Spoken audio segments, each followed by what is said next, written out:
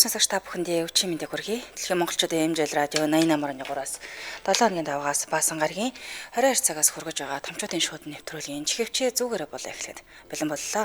За өнөөдөр 2025 оны 5 сарын 23-ны баасан гараг студид хөтлөгч Ами, найруулагчаар өндрөхнөр ажиллаж байна. Нэвтрүүлгийн хамтран ажиллагчаар Аргамидас дэд зэрэглэлийн ус арчилгааны брэнд за мөн чанартай бодгийг Chogwang Paints. Энэхүү томчуудын шууд нэвтрүүлгийн 196 дахь дугаар хүрэхэд бэлэн боллоо. Тэгээд зөвхлөдөө илгээж байгаа сонсогчдоо маш их баярлалаа. Зөвхлөдөө илгээх гэж байгаа сонсогчдоо хаягаа илгээдэг. Ami@mjl radio.com руу та мэйлээр зөвхлөө илгээх нь замун дээрээс нь манай аппликейшны гар утсандаа татаж суулгаад аппликейшныхаа CSS рүү нөрөхөөр шуудан илгээх гэдэг байгаа.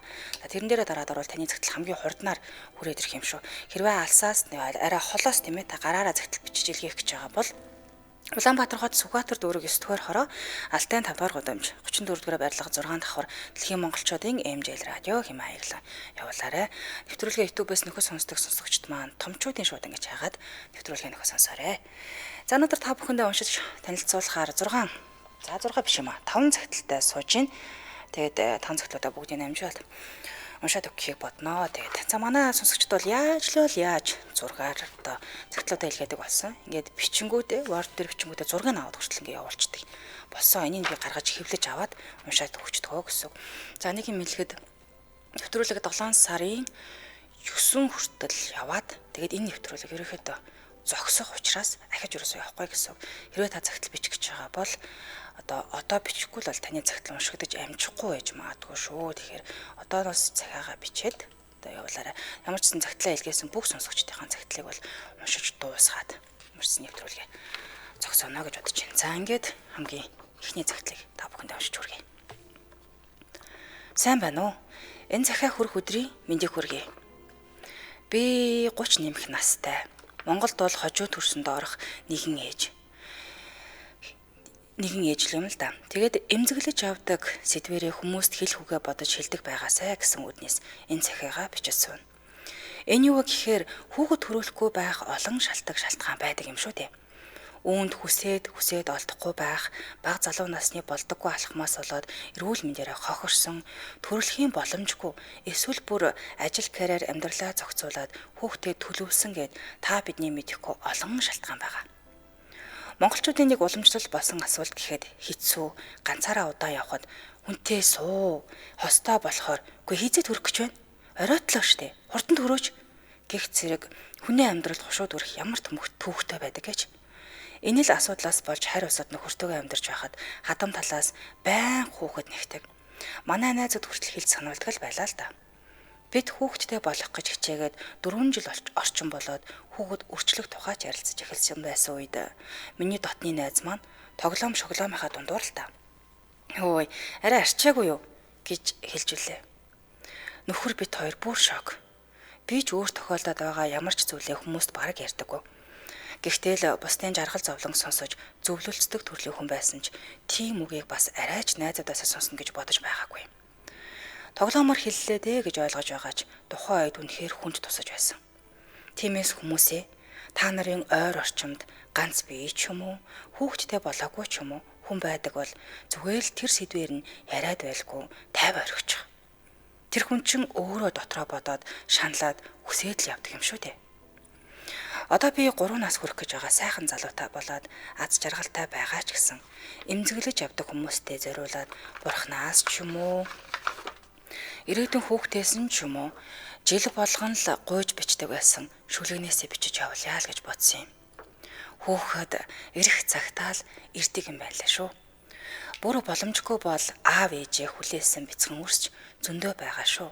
Хүчтэй байгаараа бүгдэд нь тэрвэрлт илгээе гэсэн байна. Ингээд та бүхэндээ бичсэн шүлгийг нь уншиж сонирхуулъя.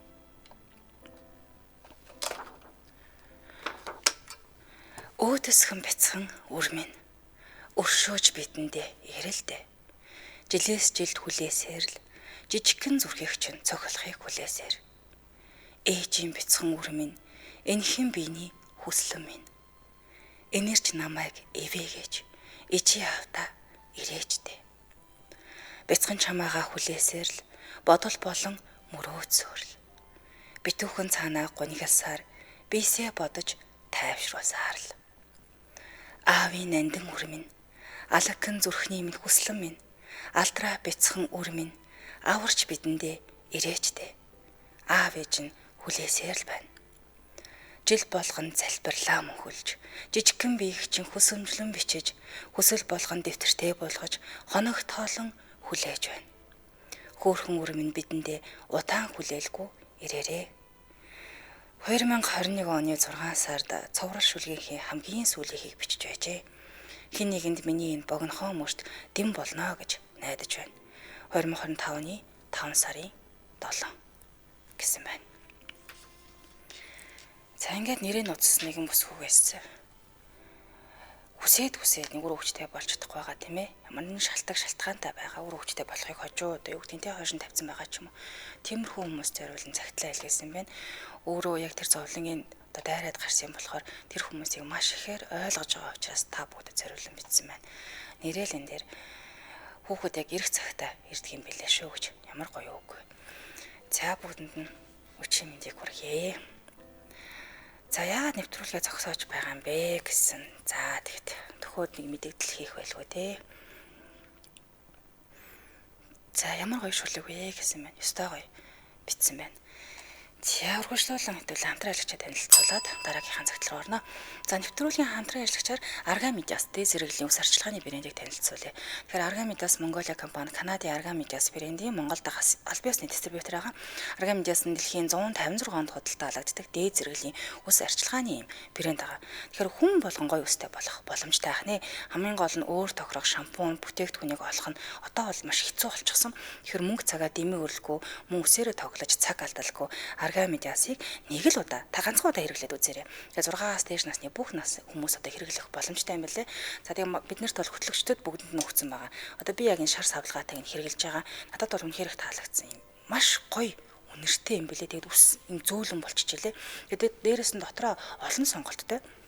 Өөрөөр хэлбэл та ямар ч төрлийн үстэй байж болно л гэсэн. Хуурай гэмтэлтэй, хиймтэй, будагтай, хагтаж тослогддог, салаасан, уналт халзралтай гэх мэт тэр бүх асуудлууд нь тохирох бүтээгдэхүүн өргөн сонголттойгоос байгаа шүү. За Нью-Йорк Таймс сонинд Арга Медиас бүтээгдэхүүний орц найрлагыг үр зарчилгааны хэрэгтэй, үн цэнтэй чухал найрлагатай үр дүнтэй хэмээн бүр онцлойлон онцолж бичсэн байдаг. Арга Медиас нь судалгаа, шинжилгээ, эрүүл мэндэд үзүүлэх нөлөөлөл, түүхий эдийн сонгуул, нөхөн сэргээх үйлчлэгээ зэрэгт онцгой анхаарал хандуулдаг бахан. Дээрээс нь хэрэглэгч сэтгэл үр дүн маш өндөртэй. За тэгээд дээрээс манай орны уур амьсгал чи ямар үлээ те. Нэг халаал, нэг хөрөөл, нэлээд хэцүү хуурай байдаг. Тэгэхээр энэ үсний онцлогт хамгийн сайн зохицох нь чийгшүүлэх хийж бүрдэл буюу одоо миний хэрэглээд байгаа шарна. Энд нь болохоор чийгшүүлэх шампунь, ангижруулагч, үсний маск, үсний ойл зэрэг багтаж байгаа шар өнгийн савлгаатай гэсэн. Тэгэхээр гэмтэлтэй усны шампунь, маск 8 жилийн судалгаа нь үндэслэн гаргасан салааны хэмжээний үйлчлэгийг гэртээ хийж болдог байна. За дээрэс нь ус уналтын бүтээгдэхүүнүүд нь эрэгтэй эмэгтэй хүмүүсийн ус уналтын зогсоо нь шинэ ус ургалтыг маш сайн дэмжиж ингээд өгч гэсэн. Ус арчилгааны бүтээгдэхүүнээс гадна биеийн шингэн савн байна, биеийн тос байна, нарны тос гэдэг маш олон бүтээгдэхүүн байгаа. За чанар нь бол баталгаажсан олон улсад хэрэглэгддэг буюу Орос, Швед, Шинэ Зеланд, Вьетнам, Австрали, Англи, Араб зэрэг улсуудад маш өндөр үнэтэйгээр зарагддаг юм бүтээгдэхүүн байгаа. За Арга Медиас цэгмээ сайдад бүх бүтээгдэхүүн үнэтэйгээ ингээ байгаа. Хэрвээ яг гадаадынхаа сайт руу ороод үзвэл энэ бүтээгдэхүүн бол илүү их үнэтэй байгаа. Харин Арга Медиас Монголын аль биесны дистрибьютор болохоор Монголын хэрэглэгч нартай танигдах цаг хугацаа өгч хямдралтай үнээр худалдаалж байгаа юм билээ. Тэгэхээр хямдралтай байгаа үнээр нь бас манайхан хэрэглээд нэг үзээрэй. Холбогдох утасны дугаар нь 8865 70 8865 70. За мөн гэрээд борлуулагч болж хамтран ажиллах боломжтой юм билээ шүү. Баярлалаа хамтран ажилласан Арга Медиас дээд зэрэглэлийн ус арчилгааны брэнд байлаа. За хамтаага сонсогчдоо баярлалаа. Баярлалаа. Соко та цасангой шиг харагч гинэ хөөх юм уу. За ингээ үргэлжлүүлэн хэдүүлээ дараагийнхаа цагт руу оръё тийм ээ.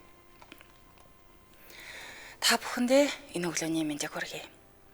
Эмжэл радиог ажиллаа хийхдээ байнга нөхөж сонсдог бөгөөд уйлахтаа уйлж, инээхтэй инээж, хөөрч баярлаж, айж догдолж сонссоор 5 жилийн хугацааг өнгөрүүлсэн байна. Гэхдээ би анх удаага л захиа бичиж байна л да. Нийт сонсогч нартаа бүгдэнд нь энэ өдрийн мэндийг хүргэе. Би бүх зүйлийн буруутан. Би нөхрөөсөө салаад 5 жил болсон байна. Гомдох, гуних, уйлах үе зөндөө л байлаа. Салах болсон шалтгаан гэвэл бүх зүйлийн буруутан гэвэл би. Ягаад ч юм бүү мэд би болчихсон л байдаг. Бас 2 хүүхдээ гэж бодоод бас тодорхой хугацааг төвцсөн гүрийгээд жажилсан. Гэхдээ хүнд бас төвчээр тасарна гэж байдгийм байлээ. За би бас буруутай л байх. Гэхдээ миний буруу 100-ны 50-аас арай бага болов уу гэж боддгийм. Төвчээрийн хязгаар дуусахад тодорхой жишээ байх ёстой. Тинээс нь түүний заримаас нь дурдж үзүүлвэл тийм ээ. Охиноо төрүүлээд их л ботсон л доо. Ирээдүйд охин минь хантай бай гэж бодоод дахиад охиндоо дүү төрүүлээд л дөнгөж эмнэлгээс гараад загнуулсан юм. Юу гэж загнасан гэ? Гүт. Алавтай юм шиг дахиад хин чамайг төр гисэн юм. Нэг л хүүхэдтэй байхад болно үсттэй. Гэхдээ наадах чи яаж өсөх юм? Гэсэн. Одоо би өөрөө тэжээж байгаа. Одоо хөөхөн 13 настай том ир болчихсон. Хоёр дахь шалтгаан нь танаахан манайхны гэж байнга л хэрүүл болно. Харин тэр хэрүүл нь манайхны хэлсэн ярьсан хийсэн бүтээсэн болгоных нь гол буруут нь би. Бараг бүх айлдал байдаг бах та тэрийг нуршаад явах. Гуравт нь ямар нэг хэрүүлээ алимшитгэхэд тайлбар тавилаа гэдэл зодуулна. Илтвэрээ хилүүлнэ, хөөгдөн, басамжлуулна. Дуурахгүй бол бас л зодуулна. Өмнөөс нь арсалдаа зодуулна. Ах түүгээрээ нийл зодох, муулна, доромжлно. Тэр бол наад захын асуудал. Тэгээд ч бас салаад нэг гавсан юм алгал да. Ар гэр ах トゥ нар нь ажлын хамт олон найз нөхдөн ч гэсэн салаад ирсэн ч гэсэн салаад явчаад байхад хүртэл доромжлсон хэвээрэл байгаа. Элдвэр л мууж доромжлох юм да. Хоёр хүүхдээ бодоод л төвчээд гүрийгээд хоёроо дэмжээд л явж байна да. Би одоо хинээс ч гуйхгүйгээд өдөр шөнөийг ялгалгүй ажиллаад л байна. Тэгээд урт хугацаагаар ажиллахаар хоёр хүүхэд маань нөлөөлөөд том ахын дүү наранд ирлэхэд илтвлээд л байх юм. Яг уу ах ээж дүүсийн хүүхдүүд хоорондоо асуудал үүсэхээр бас л буруут нь манай хоёр болчихсон л явж байдаг. Асууж тодруулах гэхээр тэд нарын хүүхдүүд нь бас л буруутай юм байна лээ л тэгуулна. Намаа гэртээ өнчгөр манай хоёрт амар байдаг гэсэн. Мөнгө хэрэгтэй л байдгийн. Ямар ч юм бэ. Надад ганц л мөрөөдөл байдгийн. Өөр ингэсэн орон байртай болоод л гуруулахна сайхан хөгжилдөөд энийгээд цайгаа чанаад л уугаад сундаа гэж боддгийм да. Ээчин та хоёртоо хязгааргүй хайртай шүү. Химээгээд цагтлаа өндөрлсөн байна. Нөгөө л нийгмийн нэг жишээ авсан. Ганц би аав ээжүүдийн жишээ. Ганц би ээж аав хэцүү. Илтвэрээ хилүүлнэ, илүү дутуу ховч юунд орооцолтно. За тэгээд өөртөө жоохон арчаатай байгаад амьдралаа жоохон зэгцтэй ингээ аваа явахар хичээхээр яаж яж байгаа л хин нэгэнтэй явуулдсан яасан нэг тийм муу нэр зүүн атаах хорсол салахгүй. За тэгээд ганц би хүн чинь хоёр хүний өмнөөс хүүхдүүдтэй хайр, тийм ээ, халамж одоо юу гэдгийг наад захын хэрэгцээг нь хаах гэж нэг хүнээс илүү тэгэхээр хоёр дахин илүү ажиллаж идэг. Юун тэр гадуур дотор гэсэн жорийн хүмүүстэй уулзч уулзраад явж явах тий. Юун тэр илүүтэй гарсан цаа байхгүй шүү дээ. Тэгэхээр хаяач гэсэн бас нэг ойлгож байгаарэ. Лагва артнаас баярлаа. Хөөх юм бэ. За ингээд үргэлжлүүлэн дараагийнхаа түг рүү оръё. Заримдаа би боддөө шнэ. Энэ миний л бодлоо л да. Манай сонсогчдод ингээл хүний зовлон дандаа сонсоо сууж явах хэцүү байдаг болоо. Энийгс ямар үйлдэл нэвтрүүлэх вэ гэж боддог байх та гэж боддیں۔ Гэтэ надад хэцүү байдаг ч гэсэндээ итгээд над руу цагтлаа явуулаад надаар уншуулад сэтгэл нь онгойж хүмүүсийг бодохоор сайхан байдаг. Тэгээд харамсалтай нэвтрүүлэг 7 сая 9 гээд хамгийн сүүлийн дугаараа явуулаад дуусна. Тэгээ тийм болохоор эртхэн бас манайхан цагтлаа явуулаарэ. За дараагийн цагтл руу оръё. Сайн байцгаана уу? Танаа нэвтрүүлгийг сонсоод суугаад өөрийн амьдрал тохиолдсон бүрхэг тэнгэртэй, уйлгинсан бороотой, жихүүхэн сэрүүхэн өдрүүд шиг өдрүүдийн тухай бичгээр шийдлээ л дээ. 2023 оноос өмнө бидний амьдрал тэгш дүүрэн жаргалтай, заримдаа над чиг жаргалтай хүн байгаа болов гэж бодогддог байлаа. Хүний сайнтай ханилсан гэж итгэж бардам сайхан явдаг байлаа л та. Минийхэн чин над руу бараг муухай харж үзээгүй. Элдэв хатуу үгээр дуугарч үзээгүй. Асаалттай танк гэдэг шиг л би сэтгэлээрээ амьдралаа өөр хөөхтэй хань ижлээ гэснийг юм байлаа. Хинч харсан нүд дүүрэн бие хаатай нүдэнд дулаахан царайд өрхтөө эхэл даруухан бөө ноён нуруу намб болсон. Дээрээс нь хамгийн гол нь би маш их итгэдэг тийм нэгэн хүн байсан юм. Үнэхээр тогтсон амьдрал ямар нэгэн зөрчилдөх юм байхгүй. Ёстол нэг нэгэндээ он цагийн урсгалаар уулсан, хэлэх үг, хийх үйлдэлийг нь харсан юм шиг л мэддэг болцгоос хоёр байлаа. Амьдрал маань санхүүгийн хувьд боломжийн хүмүүрийн унаад байдаг унаануудтай байр сав, хашаа байшин, өмсөх зөөх гэд бүгд л боломжийн. Харин энэ сайхан амьдрал маань шуналт нэгэн хүүхний шүс гойцноор сарнсан юм. 2023 оны хавраа нөхөр маань найзуудтайгаа хөдөө аймгийн төвөөс 40 гаруй километр газарт нэг найзынхаа аавынд очиод ирээл гэж байна. Уг нь гэрээс гарах бол байн хамт явдаг хүн хамт явъя гэсэнгүүч би ч нэг их юм санаанд орсонгүй л дээ. Манай хүн бит хоёр 18 жил хамт амьдрахдаа нэг удаа бараг оройтж үзээгүй, гатуур хонж үзээгүй байсан юм. Гэтэл тэр өдөр нөхөр маань ирж хонсонгүй. Тэгэхээр энэд хээр гараад загас чарахаа л эргүүлжтэй гэж бодоод л унтчихсан. Хэд хоногийн дараа нөхрийн утаснаас нутаг нугдаа явдал суудлаараа хэл хамаараа цуутайж хань ижилтэй биднээс хоёр игч гээгч хүүхнээс мессеж ирлээ. Хэд хоног дуугаа ачаад ирэх мессежүүдийг нь уншаад л байлаа. Гэхдээ тэгсэн учиргүй хайрын хүүхдээ мессежүүд хурж хэллээ шүү. Аргаа аваад нөхөртөө хэллээ. Хөөе. Наадах чинь юугаараа цуутай яадаг гэдгийг чи сонсож явсан баймаар юм. Бид хоёрын юу болохоо байцгаад чи ингэж байгаа юм дээ. Яагаад энэ хүнд амьдралаа самруулч удаа л гэж хэллээ. Тэгтэл за одоо мэдчихлээ болиг их багсан чинь нөгөө хүүхэн бицсээр л байна. Гэхдээ аргаа бараад би бичлээ хэллээ залгаад нөгөө өнгөлөн. Үнэхээр энэ тийм хүүхнүүд айх ичхээ мэддэг юм байлээ. Намар боллоо. Нөхөртөө ч хэллээ. Нөхөрт нь ч хэллээ. Айлын нөхөр "Гүчи одоо юугаа яриад байгаа юм бэ?" гэд бид хоёр бүр ам зүрлөө. Нөхөр хашаараа явлаа. Санаанд орсонгүй. Гэтэл хашаанда байна л гэж байна. За чи наад асуудлаа даруй дуусгаарай л гэлээ би.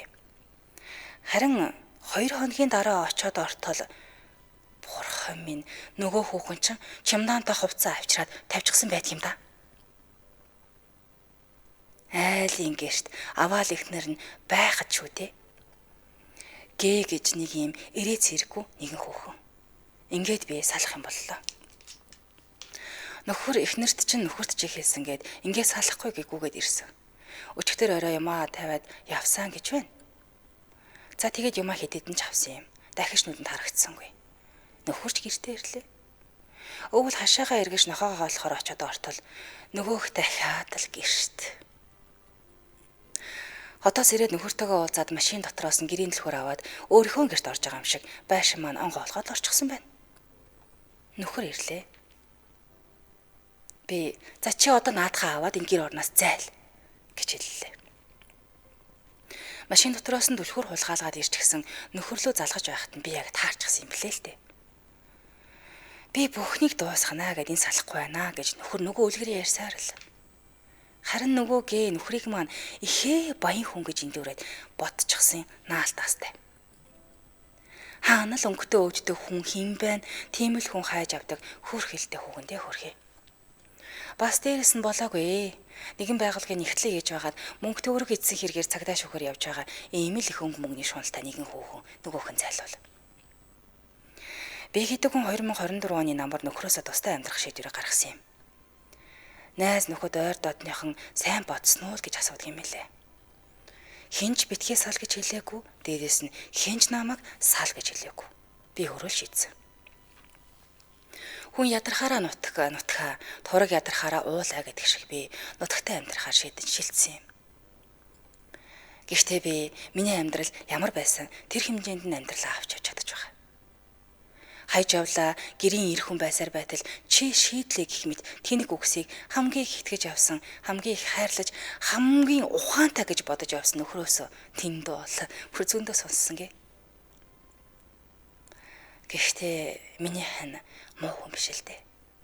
Хэдий тийм зан гаргасан ч би заримдаа өрөвдөөд л байдаг юм сонин. Нүдний хавраас хойш тааралтаагүй л дээ.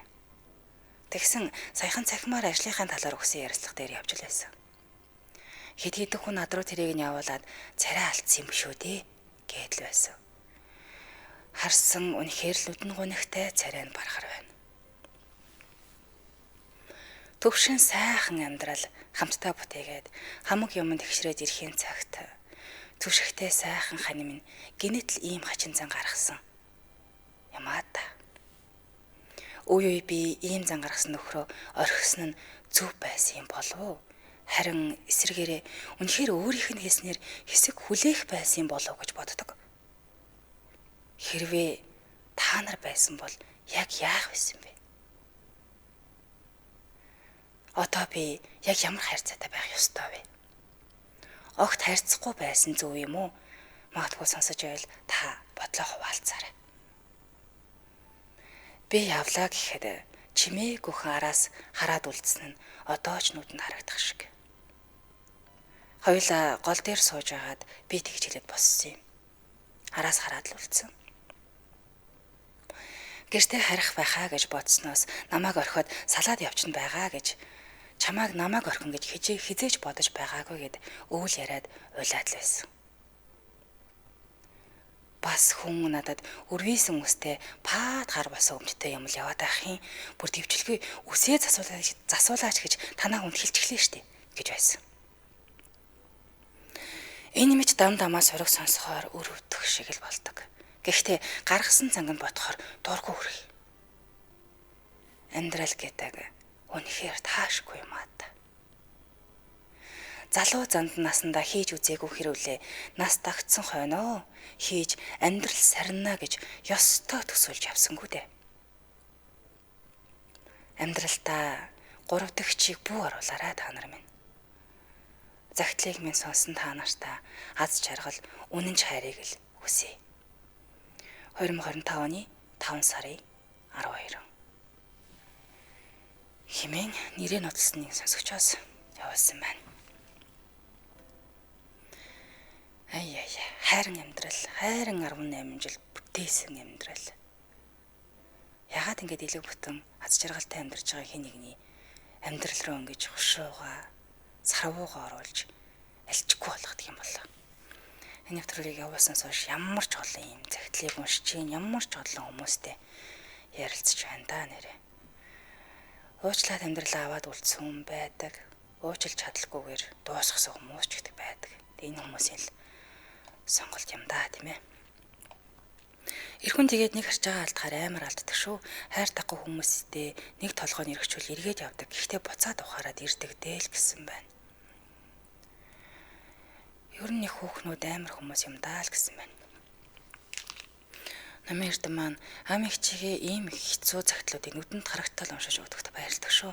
Заримыг нь сонсож чадахгүй байхад нэг ч алгасахгүй хөтлөгч хэцүү байдаг бах та гэж боддог шүү гэсэн байна. Хэцүү. Орн, гарн, уйлн, унжин, хямарн хүмүүсийн амьдралыг бодно юм болно. Энэ нэвтрүүлэгч зогсно гэд байна. Та нар сонсож байна. Яагаад ингэж бүт хинэггүй байгаа юм бэ гэж байна. Сараагч маань ами би лав сонсох дуртай. Зовлон утсан хүн бусдын зовлон ойлгодог гэж боддог. Ахиж явахгүй зогсно гэхээр харамсалтай байна шүү л гэсэн байна. Бусдын мэдлэг мэдээлэл тус болдог зөв зүйтэй нэвтрүүлэг шүү. Амиж гой тайлбарладаг мундагаа гэсэн байна. Баярлалаа. Харин ч томчуудын шуудангаа сонсох маш их дуртай. 7 сарын 9 сүүлийн дугаар юм бол тэр үед заавал захиагаа явуулнаа гэсэн байна. Тэгээрээ 7 сарын 9-нд та хэд манаас гой ч юм уу надад хандадаас тэхэ бичвэл тээ. За өрөвдөж болохгүй. Ийм хүнийг зүгээр л хаяа мартаал гэсэн байна. Жаргалтай газар хүнд огтдаггүй гэж дүүрцэн ирвэ. Хожим тэгээ толгоогоо удаалгаад яах вэ л гэсэн байна.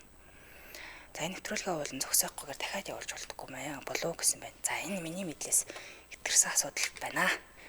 За хамтраач танилцуулан дараагийнхаа цагтлаар хамтдаа оръё.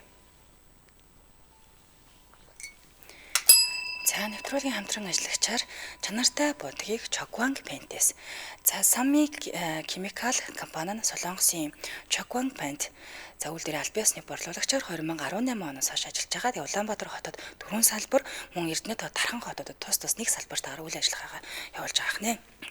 Зан Chogwang Paint брендийн гадна дотор имус шалны эрзэн бодог гэдэг худалдаалдаг бүтээгдэхүүнүүд нь бүгдээрээ ISO 9000, за эко лабел за маш олон стандартуудыг олон улсын стандартад нийцсэн өндөр чанартай юм бүтээгдэхүүнүүдийг импортлоо оруулж ирдэг байх нь. За тэгэхээр хүний бие болон байгаль дэлтэй өндөр чанартай бүтээгдэхүүнүүдийг зах зээлийн хамгийн боломж түнээр найдвартай нийлүүл ажилладаг байх нэ. Одоо уран дуулааны цаг ирчлээ хаасаагүй албан байгууллага айл өргөн гээд засвар хийдэг шүү дээ тийм ээ. Тэгэхээр чанартай бодгийг бас эндээс аваарай. За тэгэхээр Монгол улсад олон жил үйл ажиллагаа явуулсан солонгос компаниудтай үнээр биш чанараар өрсөлдөж чаддаг Монголд аль биесны нэртэйгээр оруулж ирж байгаа гэсэн. Усан суурьтай хүмүүс нь ямар ч үнэргүй юм бэлээ. Тэгээд олон төрлийн бодог оруулж ирдэг. Инээс нь онцлог бүтээгдэхүүн гэхээр нөө шалтны эрзээний бодгийг бас манайх харж илсэн баг тий. Хаана хэрэглэх юм бэ гэхээр үйлдвэрт авто зогсоол засварын газар гэх мэт бетон дээр шууд ингээд хийгддэг бүтээгдэхүүн сонирхож байгаа ямар ч төсөл дээр юу нь бол ажил дээр тохиромжтой юм билэ. Та худалдаа авахдаа давхар мэрэгжлийн багаарнаас хийлгэж болно. Ажлын үнэлэлт мэдээж тустай байгаа. Онцлог давуу тал нь юу юм гэсэн чинь зах зээл дээр хижил үнэтэй бүтээгдэхүүн байдаг ч гэсэн 70 м квадрат 80 м квадрат хүрнэ гэдэг хэрнээ энэ хэмжээнд хүрэхгүй бүтээгдэхүүнүүд байгаад байдаг тий. Харин Chogwang Paint-ийн бодог яг метр квадраттай хүрдэг. Тэгэхээр санхүү болон цаг хугацаанд хэмнэлттэй хэрэг ингээд тооцоолоод авчиж болох нэ гэсэн. За мөн энэ жилээс шалны бодгийн төрлөө нэмээд хөнсний үйлдвэрийн зориулалтаа үнэргүй хатуулга өндөртэй хүүтэн халуун тусгаарлах G-grade гэх юм бүтээгдэхүүн шинээр танилцуулж байгаа юм билээ. За эпокси бодгийг хийх үед ялгардаг үнэр нь ажилбар хийх үед хэцүү байдаг бол энэ G-grade нь болохоор ажилбар хийх үед болон дараа ямар ч үнэр гарахгүй юм билээ. Энэ л хамгийн том давуу тал гэсэн. За дээрэс нь 11 төрлийн өнгөнөө сонголтоо хийгээд сонгох боломжтой гэсэн үг. За үйл ажиллагаагаа явуулж гисэн цагаас өдийг хүртэл 7 жилийн хугацаанд маркетингээр биш жинхэнэ хэрэглэгчдийн амнаас саманд чанараараа өдийг хүртэл зах зээл танигдсан оршин тогтносоор ирсэн байх нэ. За холбогдох хугацааны дугаар нь 7711 17 47 77 11 17 47 гэсэн дугаар байна. Баярлалаа хамтран ажилласан чанартай бодгийг Chogwang Paint-с. За хамт сонсогчдоо баярлалаа. За урагшлуулам хэдүүлээ дараагийнхаа цагт руу оръё. За пэйж руу бичээд ч нэмэргүй хөө. Яах юм бэ тийм юм ээж. Дараагийн цагтл маань за шууд ирлэг явуулснаас хойш хоёр төрлийн бус байгууллагатай хамтран ажиллаж байгаа. Нэг нь Монголын АА нийгэмлэг бол нэг нь Хөөрхөн зүрх төргийн бус байгууллага. За Хөөрхөн зүрх төргийн бус байгууллага 16 цагтлыг уншаад ерөнхийдөө дуусчихин. Өнөөдөр нэг цагтлын та бүхэндээ хүргэхээр бэлтлээ. Тэгээд нэг тэрбумаараа тэмцээ Монгол буюу даван туулагчдын хоолойг та бүхэндээ хүргэе. Хизээч ирээгүй өөрчлөлт. Эмчтэр цаг авчихлаа. Би чадахгүй. Хүүхдээ хараад өөрчлөгдөж магадгүй штэ. Эмэгтэй хүний амьдрал 20 наснаас биш. Хайрын сайхан үгс, хормын сайхан гуйлтаас биш. 2 зурааснаас эхэлт хийх би тэр үед л ойлгосон. Хамгийн их хүлээсэн баярт мөч минь ирж хань бид хоёр хүүхдтэй болсноо мэдсэн юм. Гэвч энэ баярт үе тийм ч удаан үргэлжлэх заяатай байгаагүй юм. Өрмөн гидсэндээ 11-7 хоног хүрэх үед энэ бүхэн эхэлсэн. Дэрлэж хөвцөн цамцнаас үл таних эмэгтэй хүний сүрчиг үнэрсэн тэр үеэс л гэсэн үг. Өөрөөр тавг гэж орж ирсэн нь ийм л учиртай байж. Ямар нэг зүйл биш гэдгийг мэдсэн би түүний утсыг нь шалгаж үзлээ. Тэр түүнтэй цаг тохирон уулзсан юм байна. Олон жил миний шүтэж насан дээрээ сайхан харагддаг гэж бодож явдаг эгчмэд бүсгүйтэй уулзсан байж. Хорвоо дэлхийн энэ үед хөмрөх шиг л болсон. Би тэр эгчмэд бүсгүйтэй холбогдож жирэмсэн болсон гэдгээ хэллээ. Сэтгэл минь ямар ч эмзэг байсан юм битэ. Утасны цаанаас загнах, үйлдэлээ булзааруулах гэсэн түүний үгс нэг нэгээрээ миний зүрхэнд шигдэн орох шиг л болсон. Яагаад тэрвэ? Гэхдээ би яасан гэж өөрийнх нь үйлдэлийг мэдэж сайхан цэнгэлд саад тосномайг үрийн минь эцэг үтсэн ядаж эхлэв. Тэгээд хүүхдээ яах өөрөө мэд гэсэн мессеж ирлээ. Би амьдралдаа олон зүйл дээр эргэлзэж байсан ч хөвлөд минь бүрэлдэх тэр сайхан үрийн амьдралыг зогсоохгүй гэдэгтээ би бүр итгэлтэй байсан. Төрсөн үрээ хараад өөрчлөгдөх байх таа гэж итгэсэн. Гэхдээ тэгээгүй. Түүний хандлага уламл хэрцгий болж намайг зоддог болсон. Нүүр амруу минь өшөглөж зодсноос би ухаан алдан унаж түргэн тусламж дээр хүртэл ирэхтээрээ туллаа. Нүүр шалбарч цус гарсан байсан ч шархаа цэвэрлээд лент нан өглөө ажилдаа явна. Болсон бүх зүйлд би өөрийгөө л буруутгаж сайн хань байж чадаагүйгээсээ болж надад ийм зүйл тохиолдож байна гэж бодсон минь миний алдаа байсан. Одоо салаач те салсал чи яагаад ингэ хүний мишэг болоод зодуулаад байж ядг юм? Гэхдээ хүү минь аавгүй яах юм? Гайгүй олчих байхаа гэж хариулсан. Гэтэл хөөе нэг гар хүрсэн л бол тэгээд л хүрээд байдаг болчихдг юм билэ. Энэ үгийг би ээж нарын группийн нэг нийтлэлийн дорх сэтгэлээс олж уншиж байлаа. Энэ үний юм байна гэдэгт нь би итгэх болов. Тэр өдөр оройн 11 цагт би дахиад л алгадуулж зодоолов. Бэцсэн үр минь ямар их айгаа бол. Чимээ шууганаас зочиж айн чичирч байсан байх та.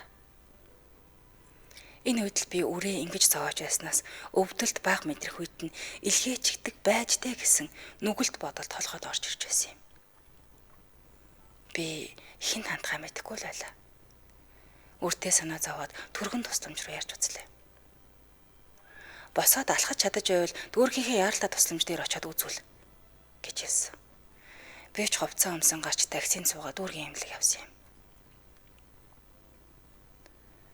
Яаралтай тусламж дээр ажиллаж байсан эгч залуу хоёр том гидсийг минь харж ийм зүйл болсонд харамссан. Хажуугийн өрөөний орон дээр хэвтүүлж ургийн зүрхний цохил зэргийг шалгаан намайг тайвшруулах үед үр минь лаймат байгаасай. Үр минь л зүгээр байгаасай гэж би бурхан босог өвөөгөөсөө гун залбирсан. Үр минь ээжигээ орхиогүй. Тэнийг ээжигээ орхиогүй. Би яах ёстой вэ гэж үргэлж өөрөөсөө асууна. Найс нөхдөд хэлхээс ч юм ээ. Гэр бүлийнхэндээ юу гэж хэлэх вүлээ дээ.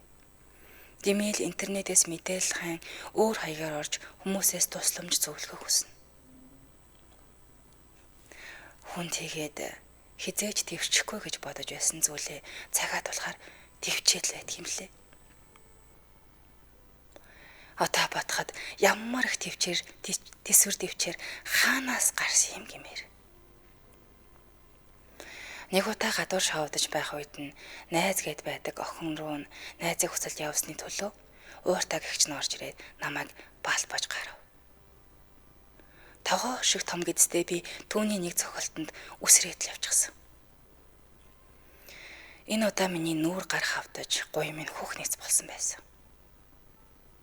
Захим шүлжээнээс мэдээлэл хайсаар шүүх эмнэлэг гэгч газар хандах ёстойгоо олж мэдсэн юм л дээ. Очоод яах вэ? Би яг яах ёстой? Нэг нь торны цаана, нэг нь аавгүй. Нэг нь гимтээ сэтгэлээ тэгээд амьдрах гэж юу? Юу тааж би очихгүй байхаар шийдсэн л дээ. Хизээ тэр минь ийм аратан авиртай болчихов та. Угийн ийм аратан дотор нуугдж байсныг би сэрээч гисэн юм болов. 5 жил хамт байгаад яагаад өмнө мэдрэгдээгүй юм бол? Муур хазаж таашаал авдаг хэрцгий зуршил нь үүний сэжүр байсныг би анзааралгүй өнгөрөөч гисэн юм болов. Мэдгүй. Юу тааж би шүдэн зэн хүүхдэд төрхийг хүлээн өрийнхээ царайг хараад өөрчлөгдөх байх гэж найдсаар л байлаа. Гэтэл тэгсэнгүү. Дахиад шалахгүй зүйлээс олж толгоогоор минь хан мөргүүлж хоолойг минь багал зурдна. 8 сартаа жирэмсэн би. Чи намайг ингэж цавааж яхаар алаад өгчөөчтэй гэж мэгшин ойлгоход. Чам шиг юмыг алж гараа бозрлахгүй гэж хэлсэн. Энэ бүхэн хизээ дуусах бол. Ийм явдалтай хүн засрахгүй. Хичнээн хүүхэндээ орооцолдог юм дээ. Зууртын жаргал гэдгийг ухаарад болох байлгүй дээ. Зодуулсан тухай гэрийнхэнд анх удаа хэллээ. Урагт аюултай гэд төрх хэмлэгт очиж үзүүлэхэр боллоо л доо. Үзлэг хийх үеэр эмч гуйн дээр хөх болсныг хараад яагаад юм болчихныг асуув. Юмд цогчсон юм аа гэж худлаа хэлсэн ч зовлонд хочигдож галан өгснүүд минь худлаа ярьж чадаагүй. Эмч дахиад за чи үннээ хэлээ гэж асуулаа. Би ч үннээ хэллээ.